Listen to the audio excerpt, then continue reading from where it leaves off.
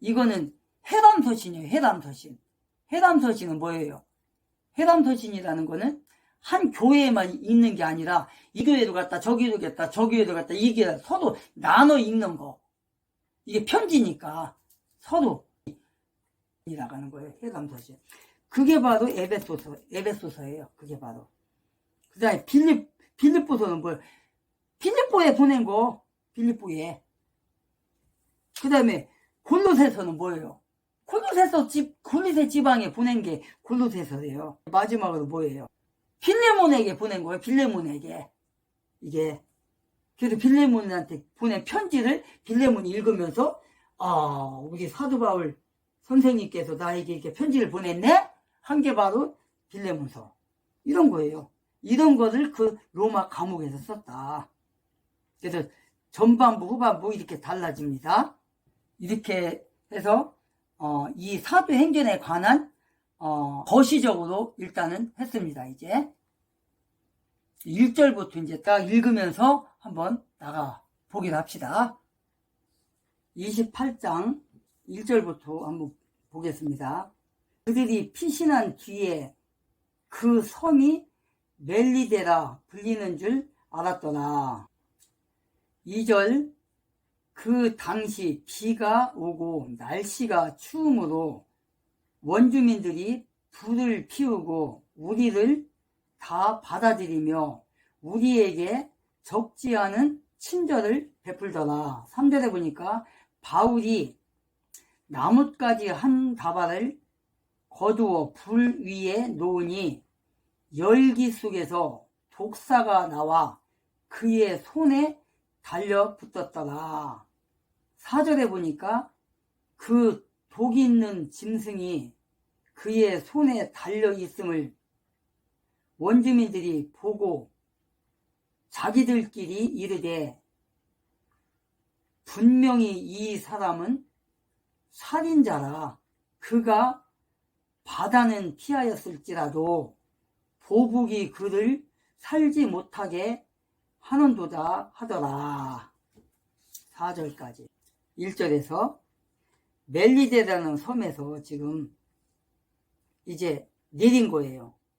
내렸다가 이제 내렸어요. 이렇게 알렉산드리아 그 배가, 그 큰 배가 이렇게 이제 풍랑으로 인해서 이제 다 부서져가 파손을 해서 이제 그 섬에 이제 내린 겁니다.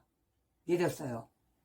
그래서 그들이 그 섬에 내렸을 때 뭐라겠어요? 지금 멜리데라. 그 섬이 멜리데인 줄 알았더라. 멜리데. 멜리데라는 섬에 지금 이 사람들이 내리게 된 거예요. 지금 불시착을 하게 된 거예요. 지금 그들이 비도 오고 날씨가 춤으로 인해서 토인들이 거기 주민들이 원주민들이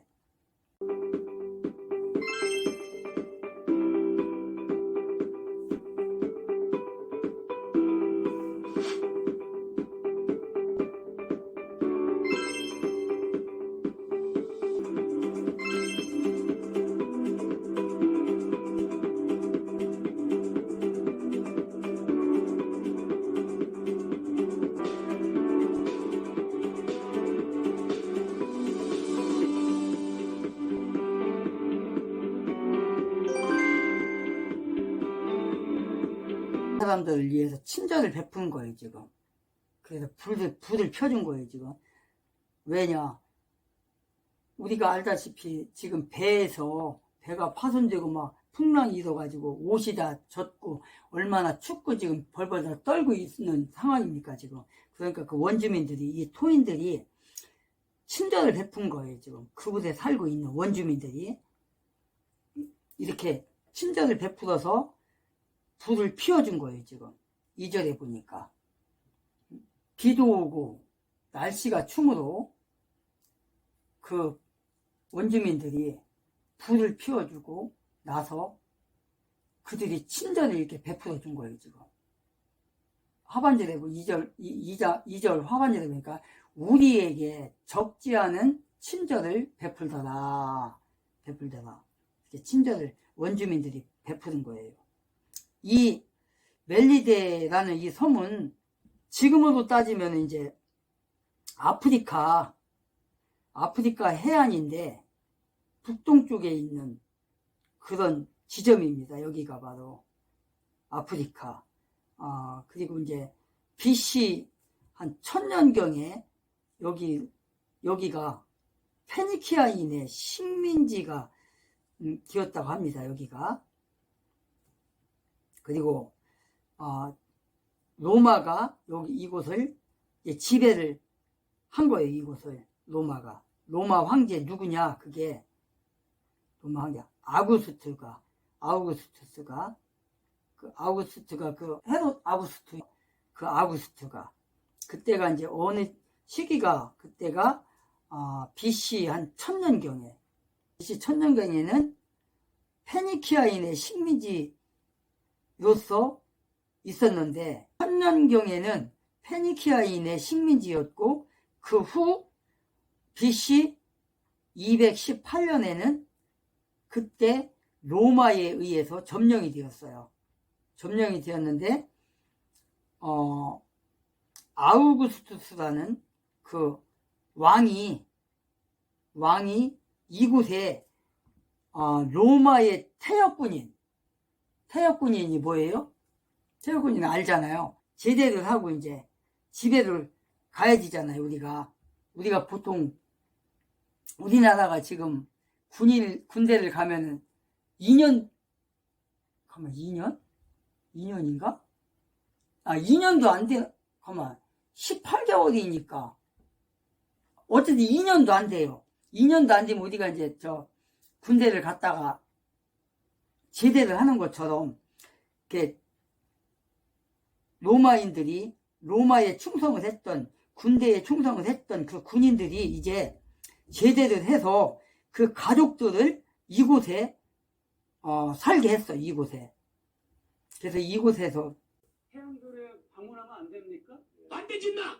태양절이 우리를 맞아 기독교를 맞아 성탄절과 같은 행사입니다. 북한은 종교를 억압하거나 탄압하지도 않고 그렇다고 해서 권장하지도 않는 사회다. 북한 선교하는 이런 사람들이 선교 헌금을 또 받아내고 또 선교 회원금을 받기 위해서 북한에 지하교회가 있다고 왜곡을 하고 있는데 거기서 몰래 예배를 드린다?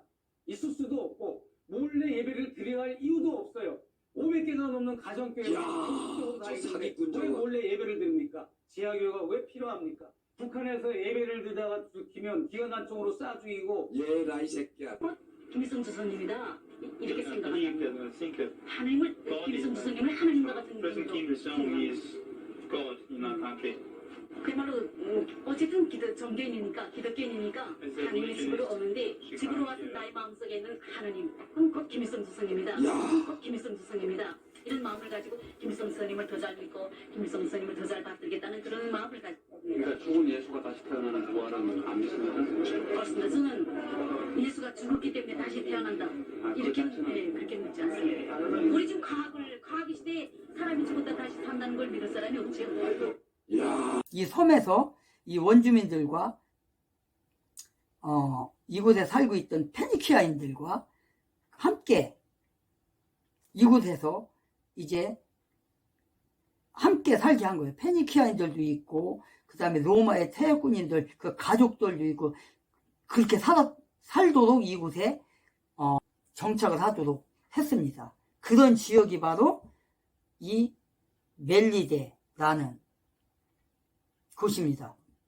학자들에 의하면 학자들이 여러 가지를 연구를 했나봐요. 이곳을. 그래서 그 학자들에 의하면 이곳이 지금 21세기잖아요. 지금은 여기도 보니까 그 불이 뜨거움으로 2절에서 3절에 보면은 뭐라고 돼 있어요? 불 위에 놓으니 열기 속에서 독사가 나와 그의 손에 달렸다가 물었다가는 거잖아요. 이렇게 독사가 이렇게 있고 이런 곤충들이 많았던 이 지역이 지금은 없어졌대요. 다. 그러니까 이 뱀들이 다 없어졌대요. 그 이유가 뭐냐? 사람들이 이때 당시에는 토인들만 살았잖아요. 원주민들만. 그 섬이니까 조금 이렇게 살았으니까 그때 사도 바울이 그때 여기 그 멜리데 섬에 왔을 때는 토인들과 그 원주민들 그 뭐 그냥 뭐라고 해야 되나 막 지금도 아프리카 같은 데 가면 뭐 옷도 안 입고 사는 사람들 막 그냥 막 뭐라고 해야 되나 옷을 벗은 채로 막 힙트를 막 흔들면서 요단한 춤도 추고 막 이런 사람들이 미개인들이 살던 이곳에 지금 내린 거잖아요. 그랬을 때 이 사람들은 점을 치고 이런 걸 이렇게 하는 사람들이잖아요. 당시에 이랬던 이곳에 지금은 사람이 워낙 많아가지고 사람이 많으니까 이런 짐승도 없어지는 거 아니에요. 지금 우리나라도 따지면 우리나라가 이제 막 개발이 되고 막 아파트가 들어서고 집이 막 들어서니까 어떻게 돼요? 옛날에 우리나라도 뱀도 많았고 막 호랑이도 있었다잖아요. 우리나라에. 그리고 막 사슴도 많고 뭐 이런 짐승들이 많았는데 지금 어때요? 거의 없다고요, 지금. 이런 식으로 사람이 많다 보니까 지금은 그런 섬이 됐다는 거예요, 지금은.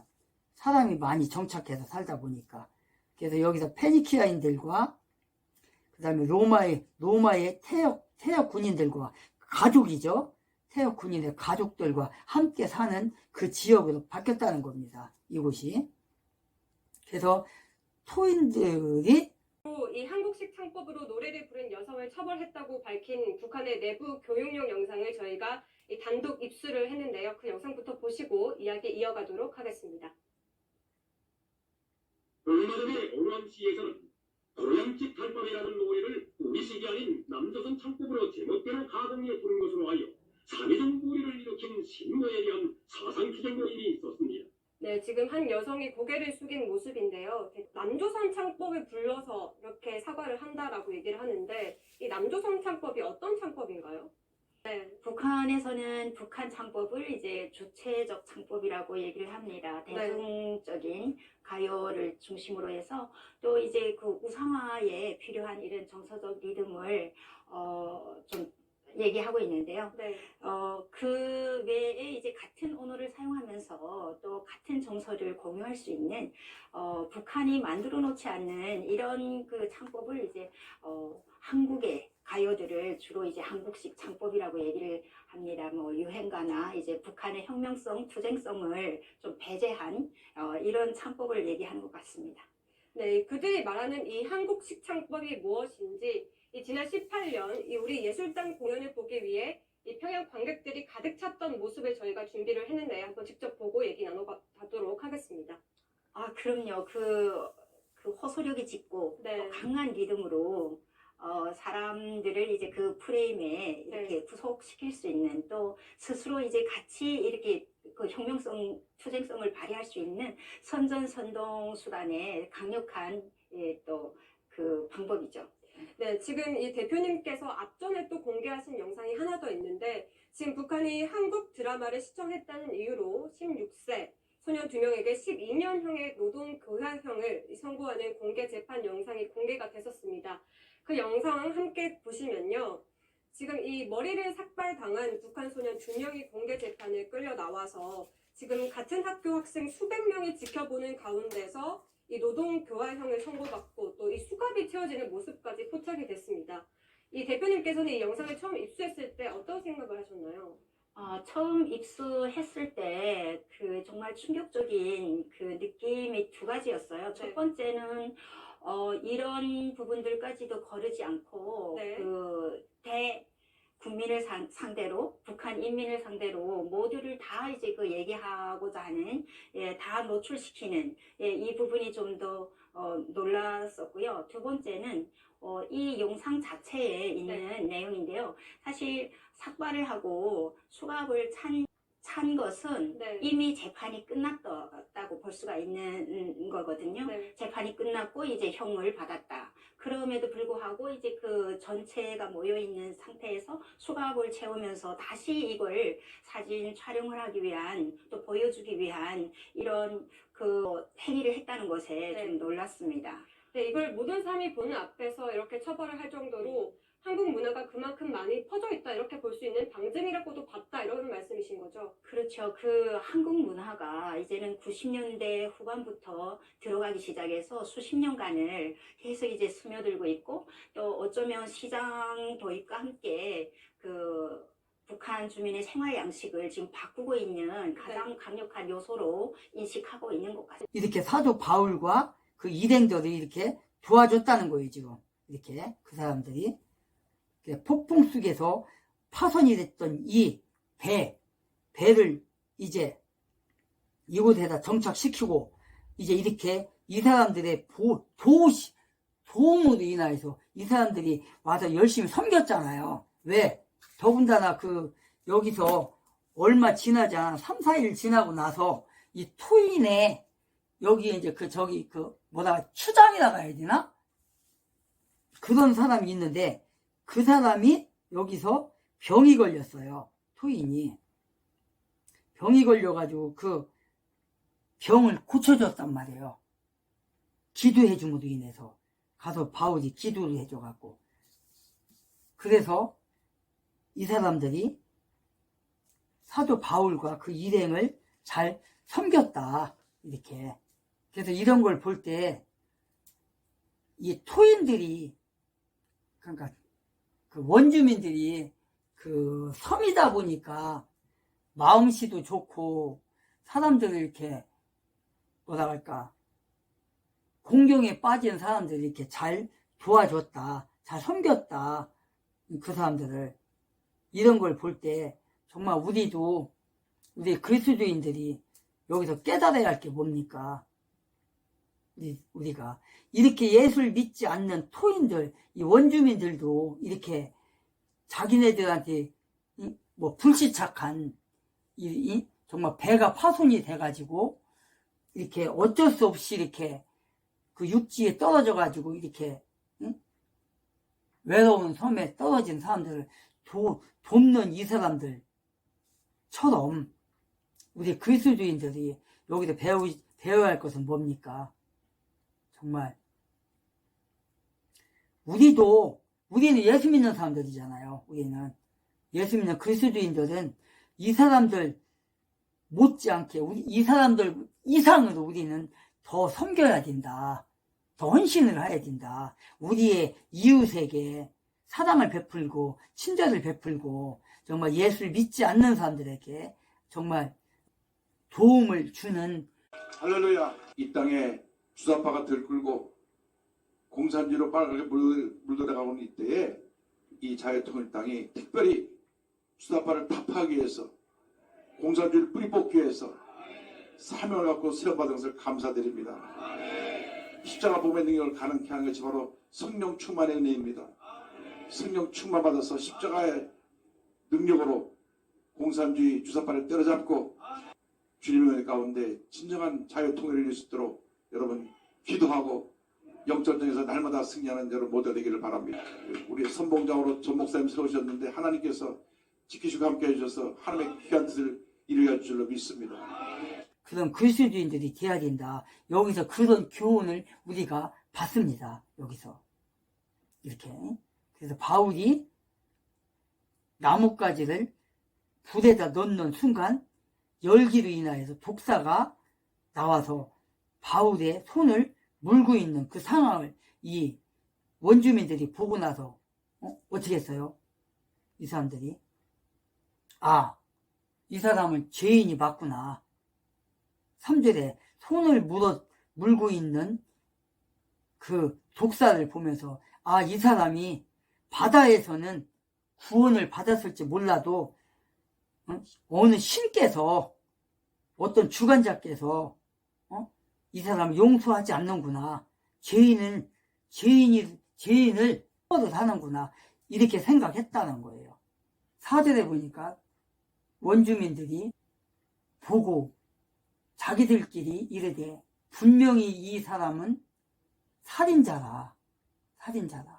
바다에서는 피했을지 몰라도 어떻게 했다는 거예요? 4절 하반절에 보복이 그를 살지 못하게 하는도다. 4절에 보니까 바다에서는 살아서 육지에 왔을지라도, 무사히 왔을지라도, 당도했을지라도 어떤 신께서 이 사람을 처벌하는구나.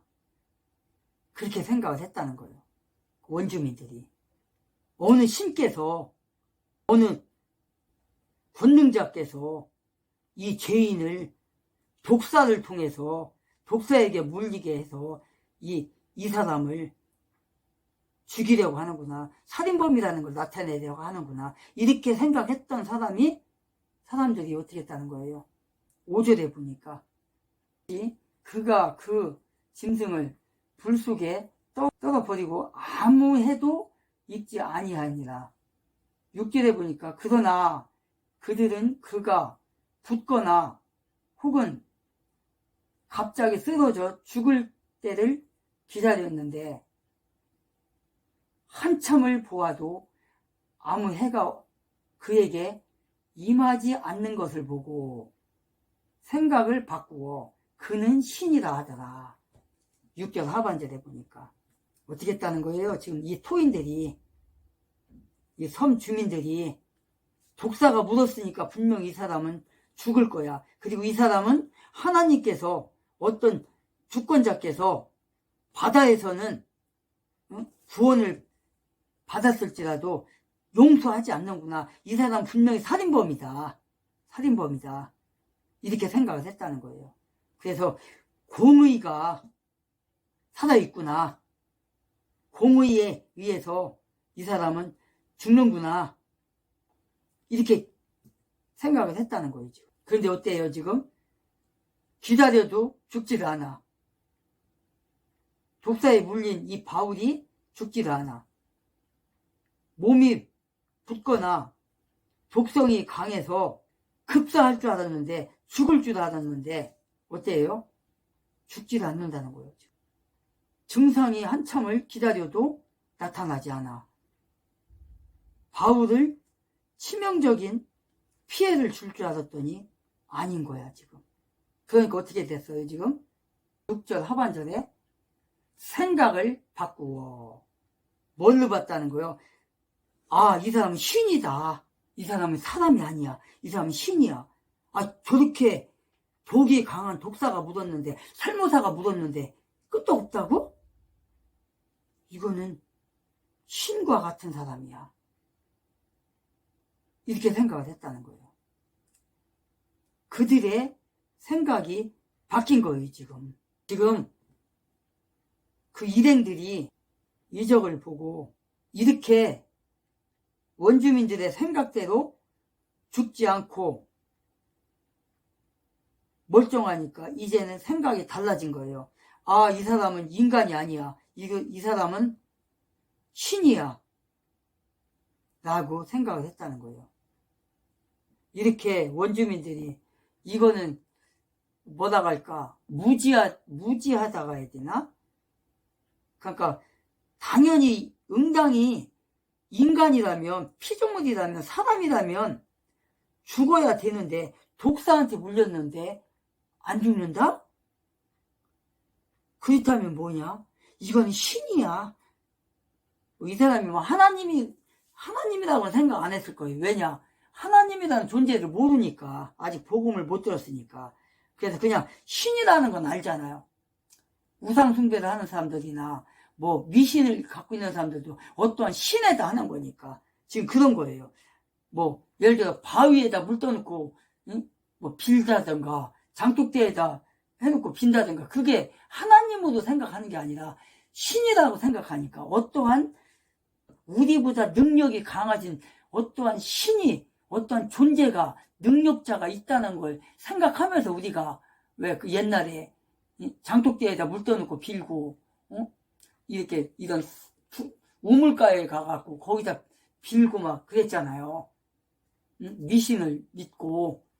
그 다음에 우리가 왜 지금 세상도 그 왜 이런 데 보면 포카인가? 뭐 이런 걸 점봐주고 하는 거죠. 그런 게 다 그런 거잖아요. 사실상 미신, 점 같은 게 어떠한 신한테 하는 거, 그런 거예요. 지금 이게 이 사람들이, 이 원주민들이 그 정도로 무지하다고나 할까? 아니면 순수하다고 할까? 이렇게 생각한 거예요. 뭐라는 거예요 지금. 이게. 지금 이 사도 바울이 전하는 이 하나님을 전하면서 사도 바울이 뭐라고 그래요? 우리의 조상 그렇게 하면서 아브라함이 뭐 누구를 낳고 어디를 뭐 어떻게 했다고 그러잖아요. 자, 아브라함이 어떤 사람이에요? 아브라함의 아버지가 어떤 사람이에요? 데라예요. 데라가 그 어디야? 지금으로 말하자면 이라크 쪽이죠. 이라크 쪽에 살았었잖아요. 이라크 쪽에. 그쪽에 살다가 그 어떠한 계기로 인해서 데라가 그 아들들과 그 며느리들을 데리고 떠나잖아요. 떠나서 산단 말이에요. 그래갖고 어디로 가요? 데라가. 창세기 11장 31절에 보니까 데라가 자기 아들 아브라함과 하란의 아들 곧 자기 손자 롯과 자기 며느리 즉 자기 아들 아브라함의 아내 사레를 데려갔으며 그들이 가나안 땅으로 들어가기 위해 저들과 함께 갈대아 사람들의 우르에서 나간 뒤 하란으로 가서 거기 거하였더라. 32절에 보니까 데라의 생애는 205년이었고 데라가 하란에서 죽었으니 이렇게 돼 있어요. 죽었으니. 그리고 이제 12장 1절부터 쭉 읽어보면 아브라함을 하나님이 부르는 장면이 나오거든요. 제가 왜 여기까지 왔냐? 여기를 창세기 11장